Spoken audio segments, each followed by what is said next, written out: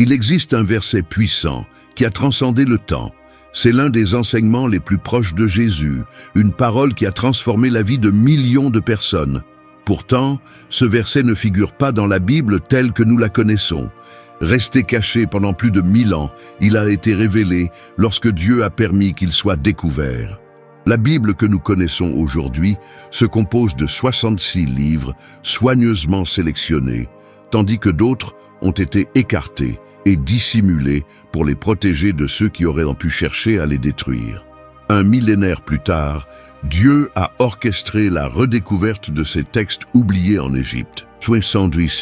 Un jour, un berger, à la recherche d'une brebis égarée, s'est retrouvé dans une caverne profonde où il a découvert des jarres contenant des manuscrits anciens, aujourd'hui connus sous le nom de textes gnostiques. Parmi ces écrits précieux se trouvait un joyau rare, l'évangile de Thomas. Mais qu'est-ce qui rend cet évangile si unique? Imaginez avoir accès direct aux paroles de Jésus, sans interprétation ni filtre. Cet évangile offre une proximité inégalée avec les véritables enseignements du Christ, en faisant un guide inestimable pour comprendre son message authentique. Dans l'évangile de Thomas se trouve l'un des versets les plus puissants jamais écrits.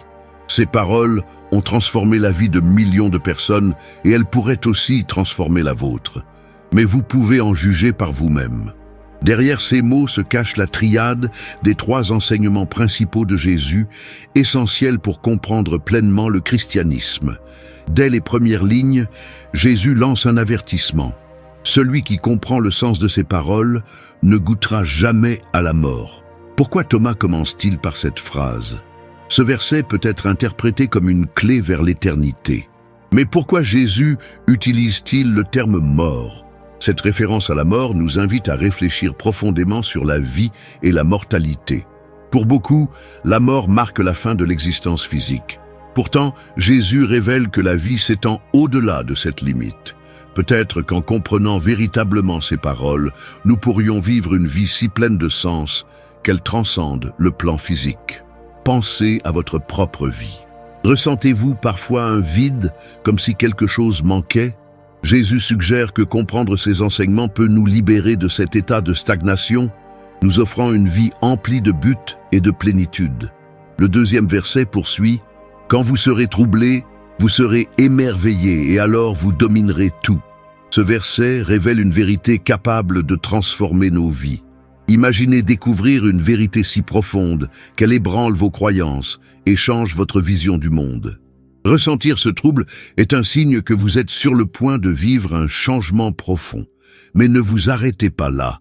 En acceptant ce sentiment de confusion, vous commencez à vous émerveiller. Et dans cet instant d'émerveillement, vous commencez à voir le monde avec un regard neuf. Combien de fois avez-vous été surpris en découvrant quelque chose de nouveau sur vous-même ou sur la vie? Cet émerveillement est le point de départ d'une transformation profonde.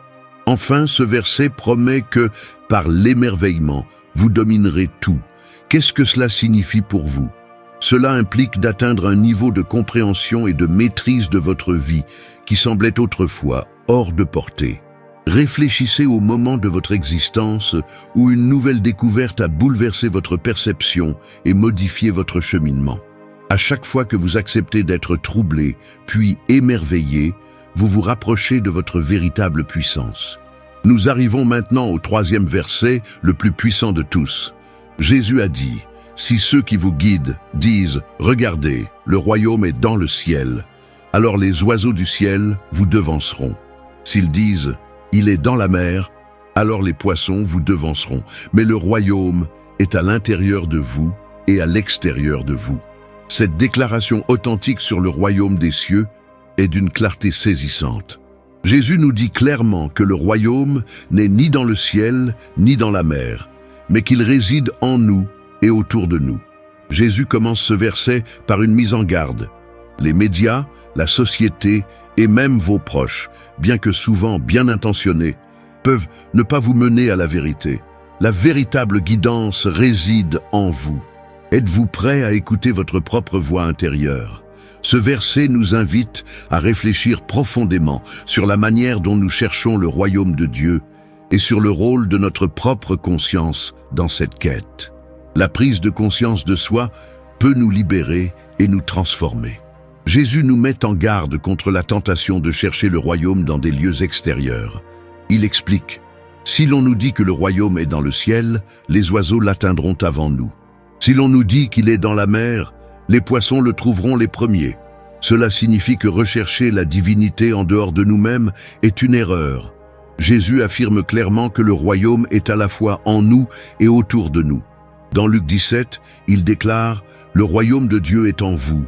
Le royaume de Dieu n'est ni un événement futur, ni un lieu lointain. Il est ici, maintenant, répandu sur la terre. Dans Matthieu 5, Jésus dit: « Heureux ceux qui ont le cœur pur, car ils verront Dieu ». La pureté du cœur nous permet de voir Dieu et de reconnaître son royaume dans notre vie quotidienne. Réfléchissez au nombre de fois où vous avez cherché des réponses à l'extérieur, dans des livres, auprès de leaders ou à travers les opinions des autres. Combien de fois vous êtes-vous senti perdu, à chercher au mauvais endroit? Vous devez regarder en vous-même, car toutes les réponses que vous cherchez s'y trouvent déjà. Dans le verset 113 de l'évangile de Thomas, les disciples demandent à Jésus quand viendra le royaume. Il répond: « Ils ne diront pas « regardez ici » ou « regardez là-bas », car le royaume du Père est répandu sur la terre, mais les gens ne le voient pas. Nous attendons souvent des signes grandioses ou des événements spectaculaires pour signaler l'arrivée du royaume de Dieu. Pourtant, Jésus révèle que le royaume du Père est déjà étendu sur la terre, mais que les gens ne le perçoivent pas. Cela nous amène à nous interroger sur notre capacité à percevoir le divin autour de nous. Qu'est-ce qui nous empêche de voir le royaume qui est déjà présent? Dans Matthieu 13, Jésus dit: « Heureux vos yeux, car ils voient, et vos oreilles, car elles entendent. » Voir le royaume de Dieu exige des yeux et des oreilles spirituelles ouverts. Pourquoi les gens ne voient-ils pas le royaume qui s'étend sur la terre? La cécité spirituelle nous empêche de reconnaître le divin dans le quotidien. Jésus nous invite à voir le royaume de Dieu dans l'ordinaire. Dans Matthieu 6,10, il nous enseigne à prier: « Que ton règne vienne, que ta volonté soit faite sur la terre comme au ciel. » Cette prière nous rappelle que le royaume de Dieu se manifeste sur terre lorsque nous vivons selon sa volonté. Réfléchissez à la sagesse qui réside en vous. Combien de fois avez-vous ressenti une intuition, un pressentiment qui semblait juste? C'est le royaume dont parle Jésus. En reconnaissant et en faisant confiance à cette sagesse intérieure, vous commencez à vous connecter à une source infinie de connaissances et de pouvoir. Dans l'évangile de Thomas, nous trouvons un autre verset puissant sur le royaume des cieux. Jésus dit: « Le royaume est semblable à un homme qui a caché un trésor dans son champ sans le savoir. Lorsqu'il est mort, il a laissé le terrain à son fils qui ignorait également son existence. Le fils a vendu le champ. Et l'acheteur, en creusant, a découvert le trésor et a commencé à prêter de l'argent à qui il voulait. » Ce verset nous invite à réfléchir à la richesse et au potentiel caché en nous. L'homme possédait le champ, mais il n'a jamais découvert le trésor qu'il contenait.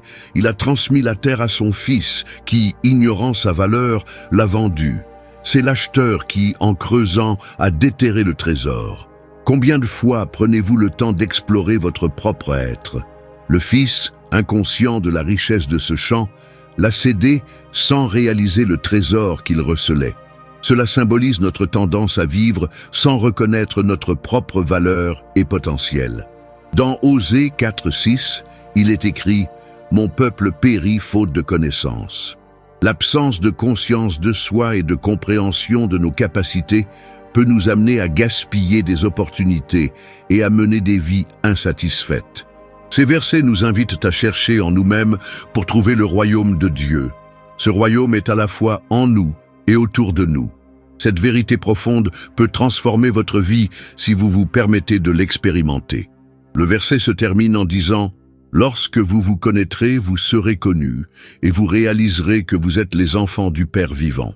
Mais si vous ne vous connaissez pas, vous vivez dans la pauvreté, et vous êtes cette pauvreté. » Mais Jésus enseigne que, en nous connaissant nous-mêmes, nous serons connus non seulement par nous-mêmes, mais aussi par l'univers et par Dieu. Ce message puissant nous rappelle que la véritable richesse réside dans la connaissance de notre propre essence divine. En nous ouvrant à cette vérité, nous pouvons transformer notre existence et découvrir le royaume qui nous entoure. Dieu, vous êtes-vous déjà arrêté pour vous demander qui vous êtes vraiment? Jésus nous enseigne que la véritable connaissance de soi conduit à une compréhension plus profonde de notre connexion avec le divin. Mais qu'est-ce que cela signifie pour vous? Jésus affirme que lorsque nous nous connaissons nous-mêmes, nous sommes connus et nous réalisons que nous sommes les enfants du Père vivant. Cette prise de conscience de soi est profondément transformatrice. Dans Jean 8, Jésus déclare « Vous connaîtrez la vérité, et la vérité vous rendra libre ». Connaître la vérité sur nous-mêmes nous libère des illusions et des limitations qui nous retiennent captifs. Réfléchissez à votre propre cheminement de découverte de soi. Combien de fois avez-vous cherché des réponses à l'extérieur, alors qu'en réalité, toutes les réponses se trouvent en vous? En apprenant à vous connaître, vous dévoilez votre véritable essence. Avez-vous remarqué qu'en vous comprenant mieux, vous commencez également à mieux comprendre les autres et votre rôle dans la vie? Cependant, Jésus nous avertit que si nous échouons à nous connaître, nous restons prisonniers de la pauvreté, devenant son incarnation même. Cette pauvreté ne se limite pas aux préoccupations matérielles, mais englobe également les aspects spirituels et émotionnels de la vie. Vous êtes-vous déjà senti vide, perdu ou sans direction? Ce sentiment de pauvreté découle du fait de ne pas vraiment savoir qui vous êtes. L'humilité et la quête de soi apportent sagesse et plénitude. Jésus souligne que cette pauvreté représente l'état le plus bas dans lequel nous pouvons tomber. Ne pas savoir qui nous sommes réellement nous rend vulnérables et sans but, nous emprisonnant dans des croyances limitantes et une médiocrité stérile. Êtes-vous prêt à continuer de vivre ainsi? L'ignorance de notre véritable identité est la source de nombreuses luttes personnelles. En découvrant la vérité, nous nous libérons de cette ignorance et voyons la vie avec une clarté renouvelée. Jésus nous invite à chercher la vérité qui nous libérera. Cette vérité réside dans une compréhension personnelle profonde de notre nature divine et de notre connexion avec Dieu. En entreprenant ce voyage intérieur, nous nous libérons de la peur, de l'ignorance et des limitations, expérimentant une transformation personnelle qui nous conduit à vivre dans la puissance, la paix et l'amour. Jésus nous assure que rien de caché ne restera dissimulé éternellement. La vérité finit toujours par éclater au grand jour. Bien que le chemin vers la conscience de soi puisse être difficile, les récompenses sont immenses. En nous connaissant nous-mêmes, nous nous connectons au Père vivant, cette présence divine en nous. Cette connaissance transformative ne nous libère pas seulement, mais elle nous donne également le pouvoir de faire des choix alignés sur notre véritable essence. Dans ce verset puissant, Jésus nous invite à embrasser la vérité qui nous rendra libres et à reconnaître le royaume de Dieu en nous. Cette conscience de soi est la clé pour vivre une vie remplie de sens et de but. En nous engageant dans cette exploration intérieure, nous nous libérons de la peur, de l'ignorance et des limitations, subissant une transformation personnelle qui nous mène à une vie de puissance, de paix et d'amour. Passons maintenant au 4e verset. Jésus a dit qu'un vieil homme n'hésitera pas à demander à un enfant de 7 jours où se trouve le lieu de la vie, et cet enfant vivra. Car beaucoup de premiers seront derniers et ils deviendront un. Ce verset est un appel à l'humilité et à la recherche de la sagesse dans des lieux inattendus. Jésus évoque l'image d'un vieil homme demandant à un nouveau-né la véritable essence de la vie. Pourquoi un homme âgé, avec toute son expérience et sa connaissance, chercherait-il des réponses auprès d'un enfant si jeune? Ces paroles nous invitent à réfléchir à la sagesse pure et innée que nous possédons tous à la naissance. Cette innocence, symbolisée par un enfant de 7 jours, représente une sagesse non altérée par les préjugés et les expériences du monde. Dans Matthieu 18, 3, Jésus déclare « En vérité, je vous le dis, si vous ne changez pas et ne devenez pas comme des petits-enfants, vous n'entrerez pas dans le royaume des cieux. » Les enfants symbolisent l'innocence, la pureté et une connexion directe avec le divin, quelque chose que les adultes perdent souvent au fil du temps. Un vieil homme qui cherche humblement des réponses auprès d'un enfant témoigne d'une grande ouverture d'esprit, prouvant qu'il y a toujours quelque chose de nouveau à apprendre, même auprès des sources les plus improbables. Dans Proverbe 11, nous lisons « Quand l'orgueil arrive, l'ignominie arrive aussi, mais la sagesse est avec les humbles. » L'humilité est essentielle pour grandir spirituellement et accéder à la sagesse divine. Jésus enseigne également que beaucoup de premiers seront derniers et deviendront un. Cette leçon est reprise dans Matthieu 20, 16. Les premiers seront les derniers et les derniers seront les premiers. Ce principe souligne que, dans le royaume de Dieu, les classements sociaux et les statuts terrestres perdent leur signification. Vous êtes-vous déjà senti pris au piège dans cette course pour être le premier ou le meilleur? Ce verset nous rappelle que, dans la vérité divine, nous sommes tous égaux et interconnectés. Les divisions et les comparaisons sont des illusions qui nous séparent de notre véritable essence. Dans Galates 3, 28, Paul écrit « Il n'y a plus ni juif, ni grec, ni esclave, ni libre, ni homme, ni femme, car vous êtes tous un en Jésus-Christ. » Les paroles de Jésus sur le fait de devenir un exprimant une unité profonde entre tous les êtres, indépendamment de nos différences, car nous sommes tous liés par la même essence divine. Passons maintenant au 5e et dernier verset de cette série. Jésus a dit « Reconnaissez ce qui est devant vous, et ce qui est caché vous sera révélé, car il n'y a rien de caché qui ne sera pas connu. » Jésus nous exhorte à être conscients de ce qui est devant nous.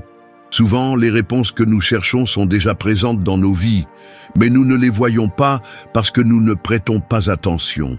Cet acte simple de conscience peut dévoiler des vérités cachées et approfondir notre compréhension. Dans Proverbe 4, il nous est conseillé de garder nos yeux fixés devant nous et de guider nos pas sur le bon chemin. Jésus promet que lorsque nous reconnaissons ce qui est devant nous, ce qui est caché nous sera révélé. Cela suggère que la compréhension et la clarté découlent de la pleine conscience et de l'attention portée à l'instant présent. Combien de fois avez-vous découvert des réponses dans des endroits ou des situations inattendues simplement en vous permettant d'être pleinement présent? Ce verset nous enseigne que la vérité n'est pas toujours dissimulée dans des lieux lointains ou inaccessibles. Parfois, elle est juste là, à portée de main, attendant d'être découverte dans notre vie quotidienne. Dans Matthieu 7, Jésus dit « Demandez et l'on vous donnera, cherchez et vous trouverez, frappez et l'on vous ouvrira. » En prêtant attention à ce qui nous entoure et en cherchant sincèrement, nous découvrons des réponses et des révélations autrefois cachées. Jésus déclare qu'il n'y a rien de caché qui ne sera révélé, une affirmation puissante sur la nature de la vérité. Tôt ou tard, la vérité se manifeste, et ce qui était voilé est mis en lumière. Souvent, nous cherchons des réponses et un sens dans des lieux lointains ou à travers des idées abstraites, sans réaliser que les réponses peuvent se trouver juste devant nous. Jésus nous rappelle que, en nous concentrant sur l'immédiat, nous pouvons découvrir des vérités profondes. La clarté qui découle de cette reconnaissance transforme non seulement notre perception du monde, mais également notre compréhension de nous-mêmes. Dans 1 Corinthiens 13, 12, Paul écrit « Aujourd'hui, nous voyons au moyen d'un miroir, d'une manière obscure, mais alors, nous verrons face à face. Aujourd'hui, je connais en partie, mais alors, je connaîtrai comme j'ai été connu. » Cette transformation conduit à une compréhension plus profonde de la réalité et du divin. Jésus nous invite à observer attentivement nos vies, en ayant confiance que la vérité se révélera toujours. En restant présents et conscients, nous pouvons découvrir des réponses et des révélations qui étaient autrefois cachées. Cette pratique apporte non seulement de la clarté, mais elle nous connecte également plus profondément à la vérité, nous permettant de vivre avec un sens accru et une vision éclairée. Dans l'évangile de Thomas, nous trouvons deux autres trésors cachés. Le premier dit « Le royaume est semblable à un berger qui avait 100 brebis. L'une d'entre elles, la plus grande, s'est égarée. Il a laissé les 99 et a cherché celle qui était perdue jusqu'à ce qu'il la trouve. Après sa recherche, il a dit à la brebis « Je t'aime plus que les 99 autres. » Cette parabole nous rappelle que chacun de nous a une valeur immense et unique aux yeux de Dieu. Le berger ne se repose pas tant qu'il n'a pas retrouvé la brebis égarée. Cette recherche incessante symbolise l'amour infaillible de Dieu pour chacun de nous. Dans Luc 19:10, Jésus déclare « Le Fils de l'homme est venu chercher et sauver ce qui était perdu ». Peu importe à quel point nous nous éloignons, l'amour et la grâce de Dieu sont toujours présents, nous attendant les bras ouverts. Lorsque le berger trouve la brebis, il exprime un amour particulier en disant « Je t'aime plus que les 99 autres ». Cet amour inconditionnel démontre que, peu importe à quel point nous nous sentons perdus, nous sommes toujours profondément chéris. Bien que nous soyons tous aimés, il existe un amour particulier pour ceux qui étaient perdus et qui ont été retrouvés. Dans Luc 15, Jésus dit « Je vous le dis, de même, il y aura plus de joie dans le ciel pour un seul pécheur qui se repent que pour 99 justes qui n'ont pas besoin de repentance. » Cet enseignement révèle la profondeur de l'amour de Dieu et la joie qu'il ressent lorsqu'un de ses enfants revient à lui. La parabole du berger et de la brebis perdue illustre que le royaume de Dieu ne concerne pas des foules anonymes, mais chaque individu aimé et chéri par Dieu. Dans Jean 10, Jésus déclare « Je suis le bon berger. Je connais mes brebis et mes brebis me connaissent, tout comme le Père me connaît et que je connais le Père. Et je donne ma vie pour mes brebis. » Cette intimité et cette connaissance personnelle reflètent la relation proche et aimante que Dieu désire entretenir avec chacun de nous. Dans le verset 108 de l'évangile de Thomas, Jésus dit « Celui qui boit de ma bouche deviendra comme moi, et moi-même je deviendrai lui, et ce qui est caché lui sera révélé. » Ce verset est une invitation profonde à une union spirituelle et à une transformation personnelle à travers Jésus. Il nous appelle à une relation intime et transformatrice avec lui, où nous devenons le reflet de son essence et de sa sagesse. Lorsqu'il dit « celui qui boit de ma bouche », il parle d'une communion profonde avec lui, promettant que ceux qui le font deviendront comme lui. C'est une promesse de transformation radicale, non seulement en écoutant ses paroles, mais en les intégrant au plus profond de notre être. Dans Jean 6, Jésus dit « Celui qui mange ma chair et boit mon sang demeure en moi, et moi en lui. » Jésus promet également que ce qui est caché sera révélé à ceux qui s'unissent à lui de cette manière. Dans Matthieu 11, il déclare « Je te loue, Père, Seigneur du ciel et de la terre, parce que tu as caché ces choses aux sages et aux intelligents et les as révélées aux enfants. » La révélation du caché fait référence à la connaissance spirituelle profonde que nous obtenons lorsque nous approchons Jésus avec un cœur ouvert et réceptif. L'évangile de Thomas est un trésor caché qui nous invite à une introspection profonde et à une transformation personnelle. En explorant ces enseignements, nous découvrons un chemin vers la connaissance de soi et la réalisation du royaume de Dieu dans nos vies. Cet évangile nous offre une perspective profonde et transformatrice sur les enseignements de Jésus. Il nous invite à chercher la connaissance de soi, à voir le divin dans la vie quotidienne, à pratiquer l'humilité, à favoriser l'unité et à vivre avec la conscience que le royaume de Dieu est présent ici et maintenant. Ces enseignements nous mettent au défi de vivre de manière plus consciente, en reconnaissant pleinement notre essence véritable et notre but divin. Cet évangile nous pousse à aller au-delà du superficiel, à reconnaître notre essence divine et à vivre avec intention et plénitude. Rappelez-vous que ce qui est caché sera révélé si vous le cherchez sincèrement et que tout ce qui est dissimulé sera un jour manifesté. Enfin, je tiens à vous remercier du fond du cœur pour avoir pris le temps de vous engager avec ce message. Votre soutien est une lumière sur notre chemin, nous inspirant à poursuivre notre mission de partager la parole de Dieu. Nous sommes reconnaissants que cette vidéo ait touché vos cœurs et suscité de profondes réflexions sur la foi. N'hésitez pas à partager vos pensées ou vos expériences de foi dans la section des commentaires. Nous sommes déterminés à être un canal de lumière, offrant réconfort et inspiration à tous. Votre présence nous motive à continuer d'explorer et de partager davantage cette richesse spirituelle. Du fond de nos cœurs, merci. Merci de faire partie de cette communauté de quête et de découverte. Et merci de nous permettre de faire partie de vos vies. Que Dieu vous bénisse, vous et votre famille. Amen.